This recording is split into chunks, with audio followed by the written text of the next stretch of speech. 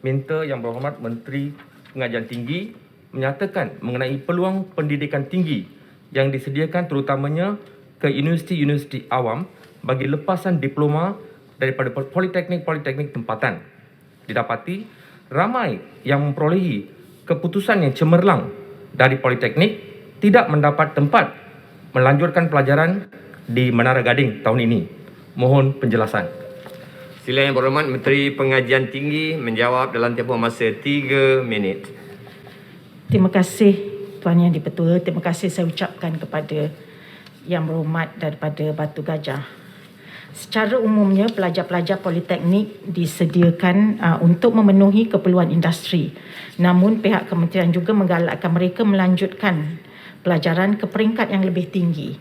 Di antara inisiatif KPT adalah dengan membuat kerjasama artikulasi program diploma politeknik ke program Ijazah Sarjana Muda Malaysia Technical University Network ataupun MTUN. Untuk makluman Yang Berhormat, bahagian kemasukan pelajar IPTA menyelaras permohonan kemasukan pelajar ke Universiti Awam melalui sistem UPU online. Penyelarasan ini merangkumi permohonan, pemilihan, penawaran, hebahan dan rayuan bagi program pengajian lepasan STPM, asasi, matrikulasi dan diploma untuk melanjutkan pengajian ke peringkat ijazah sarjana muda di Universiti Awam.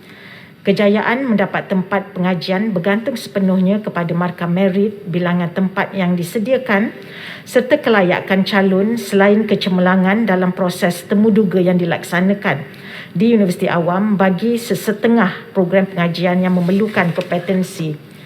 Pada sesi Akademi 2021-2022, KPT telah menerima sebanyak 7,652 calon lepasan politeknik yang memohon dan layak untuk melanjutkan pengajian ke Universiti Awam. Daripada jumlah tersebut, sebanyak 5,103 ataupun 67% telah ditawarkan tempat pengajian. Bilangan ini menunjukkan peningkatan sebanyak 5% berbanding 4,445 daripada 7,175 calon yang memohon pada sesi akademi 2020-2021. Daripada analisa KPT, calon tidak ditawarkan tempat berkemungkinan disebabkan oleh beberapa faktor. Di antaranya, yang pertama, persaingan yang sengit di antara pelajar diploma, asasi, matrikulasi dan STPM untuk mendapatkan tempat di IPTA. Yang kedua, tidak berjaya semasa sesi temuduga yang dijalankan secara bersemuka atau secara dalam talian. Yang ketiga, memilih program yang sangat kompetitif dengan permintaan yang tinggi akan menghadkan peluang calon untuk mendapat tempat. Dan yang keempat, tempat yang ditawarkan bagi setiap bidang pengajian adalah terhad. Terima kasih banyak Yang di-Pertuan. Sila soalan tambahan pertama, Batu Gajah. Terima kasih Datuk Yang di-Pertua. Terima kasih juga diucapkan kepada Yang Berhormat Menteri.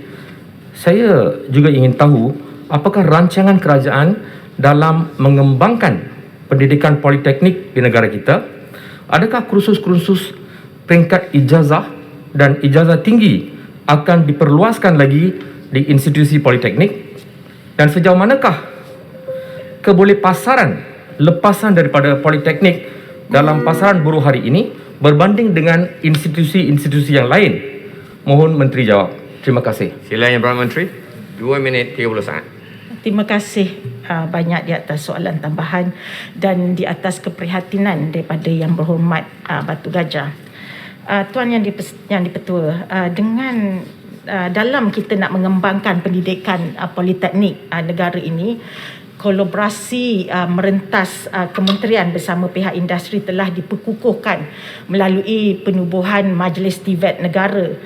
Urustia Majlis TVET Negara ini adalah KPT sendiri.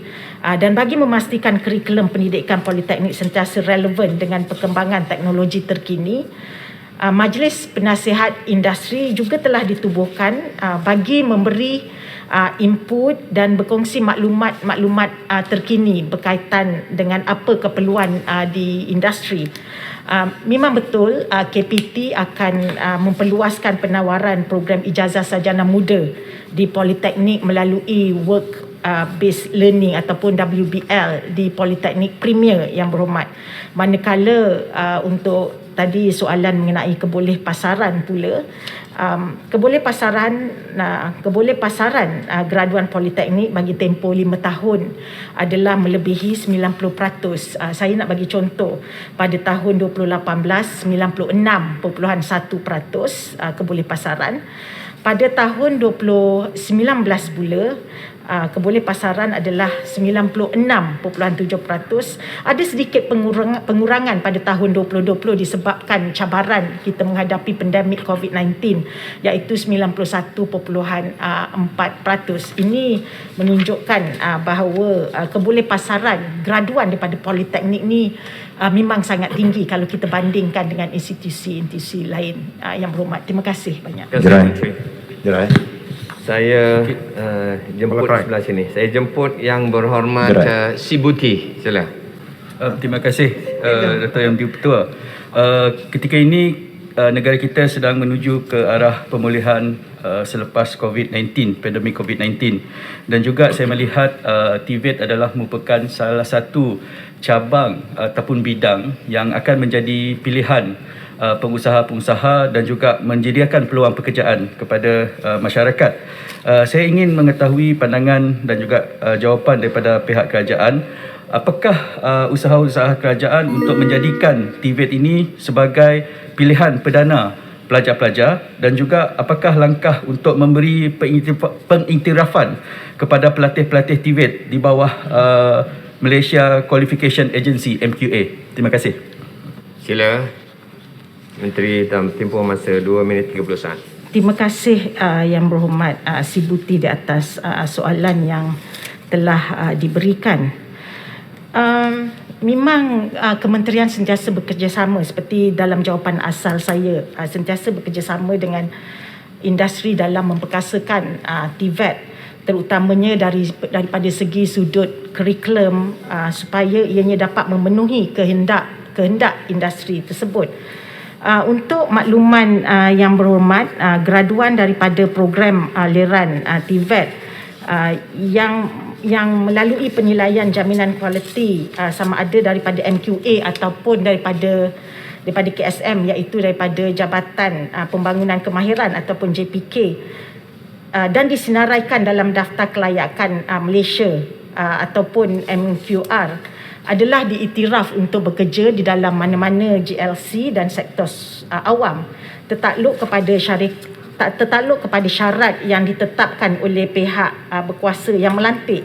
Jadinya kelayakan aliran TVET ini juga boleh digunakan untuk melanjutkan pengajian ke peringkat yang lebih tinggi melalui artikulasi yang ditawarkan oleh universiti berkenaan.